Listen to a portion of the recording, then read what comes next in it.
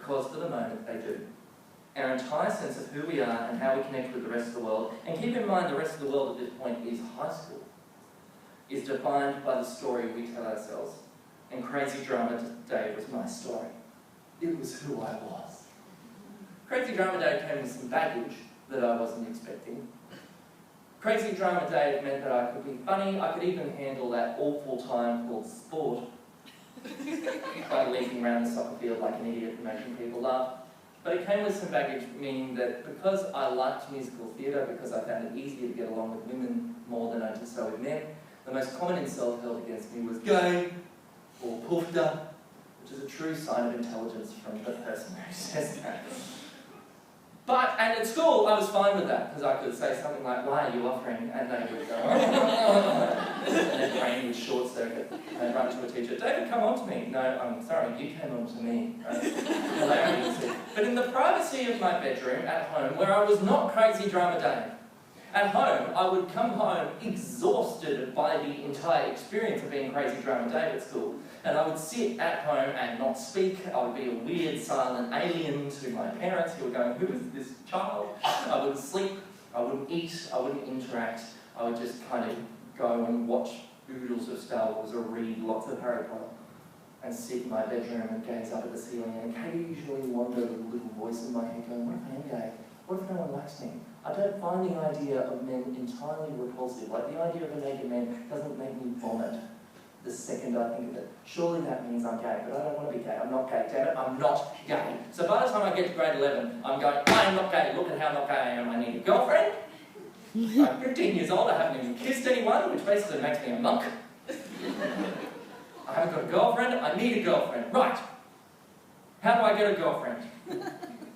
This is how I get a girlfriend. Now, I don't want to, no spoilers, but I don't want to give away, I lie at some point in this next interaction. See if you can pick it up. I spot a pretty girl, Tiff. We're friends from drama class, I know how to make her laugh, I can do it too. I say to Tiff, "Hi Tiff, a bunch of us are going to the movies on the weekend. Would you like to come?" She says, "Sure." A day later, "Hi Tiff, everybody else cancelled. It's just you and I, would you still like to come?" "Sure." Tricked her into a date. On a date. We go on the date to the movies. And further evidence that I'm not gay, we see Chicago.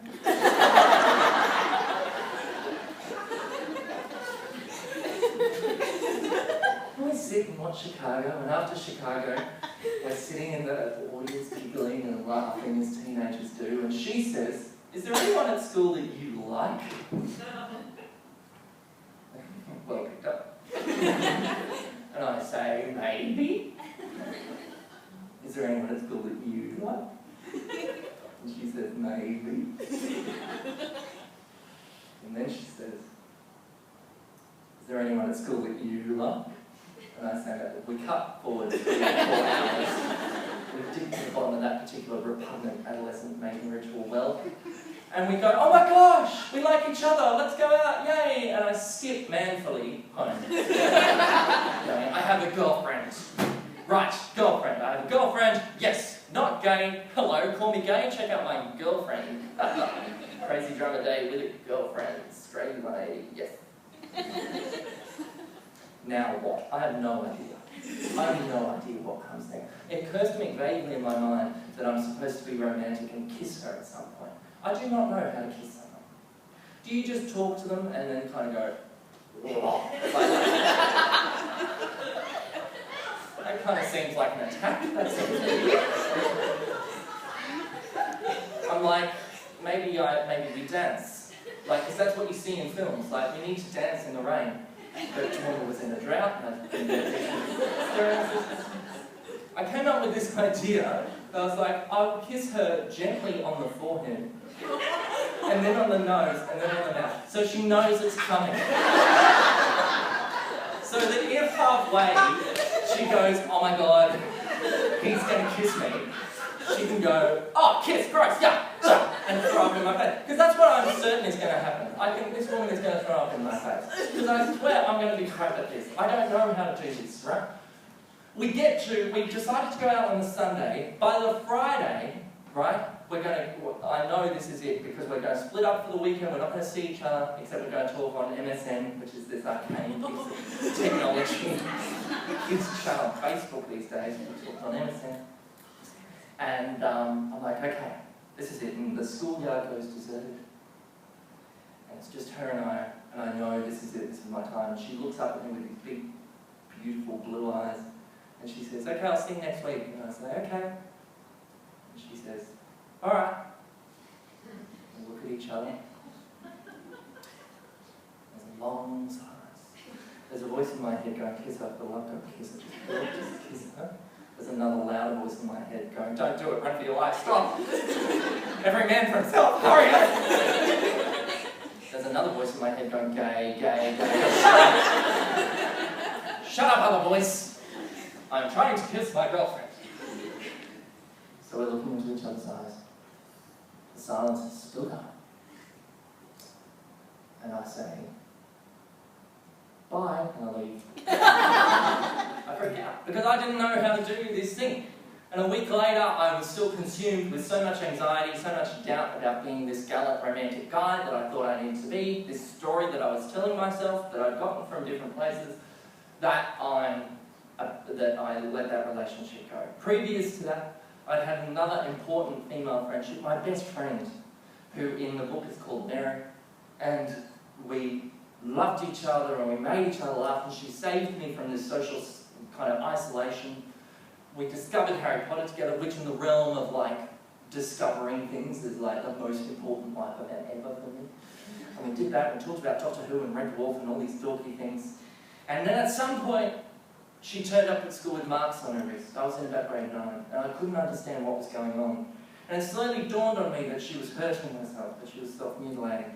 And these scars would get fresher and redder and more aggravated. Her moods would go up and down. And she made me promise not to tell anyone or she would kill herself, right?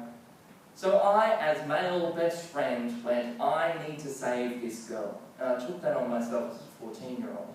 Of course, it didn't end well. She got worse. I did all sorts of things, like tried to make her laugh, tried to tell her how amazing she was. And she went down this deep dark well until eventually, after about 18 months of this particular relationship, I finally went to a school counsellor and told, and at which point Mary didn't speak to me anymore. And I lost that friendship. Unfortunately, at school at that time, I wasn't learning about how to deal with self-mutilating friends or how to deal with a girlfriend and how to kiss her. I was learning about the rules of a perimeter and quadratic equations. And I was learning about critical discourse and Wuthering Heights and studying Romeo and Juliet. The place where I found the most salvation and the most healing for those problems, the problems I really wanted answers to, was literature, was the library, was the stories I was reaching out to. So by the time I got to grade 11, Crazy Drama Dave had gotten more manic, had gotten more intense, needed more answers, and I convinced myself that I was a crack boyfriend. And the story that arose from that first girlfriend was that I was a crack boyfriend, and I wasn't the hot-blooded heterosexual dude that I thought I needed to be because of romantic comedies and, to be frank, pornography. I went to porn as a young man because I was curious about sex, the totality of my sexual education being a drizzly afternoon biology lesson at my Catholic high school. The stories I learnt about sex from romantic comedies and pornography, as you can imagine, were perplexing, to say the least. The idea of being gay and having a gay identity became stronger, and when I graduated high school, I began to take it on, further muddying the waters when I found myself several years later falling for a woman who had a vagina, not a penis. And then ultimately, I had a heady young love relationship with her for 18 months before the inevitable passionate but earth-shattering breakup at 21 years old. It all kind of caved in at that point. I was lost. I had no idea who I was. I had alienated my friends through pursuing this girl. All I had to rely on were the stories I told myself about who I was. And it wasn't pretty. Crazy Drama Dave was long dead. In his place was crap boyfriend, awful brother, worthless human being, a pathetic excuse for a man, etc., etc. Now, I'd suffered from clinical depression and anxiety for years. I'd actually first been diagnosed with it when I was 8. Upon turning 13, though, at that wonderful age where you decide you need to be normal and grown up, I'd refused help from my parents and turned into a silent, stubborn teenager because to admit help, I needed help, I thought, meant admitting weakness. And men don't admit weakness. I needed to be independent and manly. And this is the story I stuck to and took very, very seriously. The only possible end to my story, I decided, was suicide. I found myself in a position that many young people do. In fact, it's the leading cause of death for people under the age of 25 to wipe themselves out because of a serious mental illness. One rainy afternoon, shortly before Christmas, I got in my car and drove to nowhere in particular, considering hurling myself off the road or into the path of oncoming traffic regularly. I found myself at my parents' doorstep, which is a very lucky position to be in. Not many teenagers feel like they can return, but I returned. Sobbing and still ridiculously insisting that I was fine, I just needed a glass of water. It was late at night, my father was up, but the rest of the house was sleeping. I had a strained relationship with my family for many years, and Dad and I had never really had many intimate conversations. Dad knew I was in pain, but he didn't know what to do. He did the only thing he knew how to do. He told me a story about himself. He told me a story about how he had broken up with a girl, how it had shattered his heart and left him broken at around my age. And the only way for it to feel any better was time. It will feel better. You've just got to get through it. And if you get through it, he said, it'll be the making of you. You'll never look back. Some stories are literally life-saving. Most are, at least, life-enhancing. These days, I take the stories I tell myself a little less seriously. Right now, I'm somewhat confident public speaking Dave. Shortly to be relieved and hungry Dave. And will probably need to become quite introverted Dave for a little while. But teenagers have trouble with this fluidity because the quest to define oneself is all-encompassing. Some students find it in black eyeliner. Some find it in their sexuality. Some find it in a subject they excel.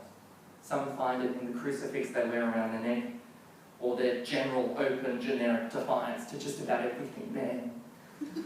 And they take it very seriously. Very, very seriously. For clues, just look at the stories that they're reading. It's The Hunger Games, for example, one of the most successful young adult books in recent decades, is a story about young people killing each other in a dystopian environment as they wrestle for fame.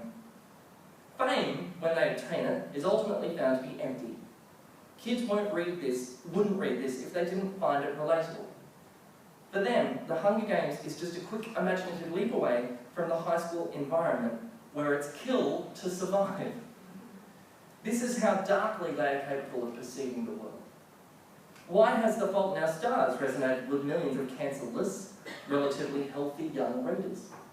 Perhaps it's because they long to be subject to the kind of romance the two protagonists enjoy. One that manages to stay together despite life's most frustrating challenges and goes beyond death. The idea that they can be loved and accepted unconditionally and eternally despite their flaws. What young people read are important clues to what's going on in their most innermost self. As I said, I worshipped the Doctor because Crazy Drama Dave was quirky, sexless hero who longed for adoration from young female companions. I also longed to play Hamlet as a 14-year-old because I was having a deep existential crisis. I also wanted to be James Bond, for obvious reasons. Similarly, the stories that young people write are important clues about how and what they're experiencing. I'm thrilled by the fashion now of young people writing fan fiction. Fan fiction is more popular now than it's ever been, and you're going to get a fantastic speech this afternoon about fan fiction and about how important it is for young people. Because that is another integration of the stories we tell ourselves and how we can shape them. This idea that stories are over there isn't so for young people. We go in them and literally go inside them and use them as identity. I've been the facilitator in a number of workshops in all boys' schools where the subject of pornography comes up, with plenty of giggles. I am blessed as an outside and visitor to be able to not shut down this deliberate naughtiness, but to embrace what's beneath it, an expression of curiosity, and we begin exploring the topic. What actually occurs isn't a room full of horny boys verbally degrading women, as many would fear. is a room full of sensitive young men who end up talking about sexual confusion and gender politics and just trying to figure out what the heck is going on inside.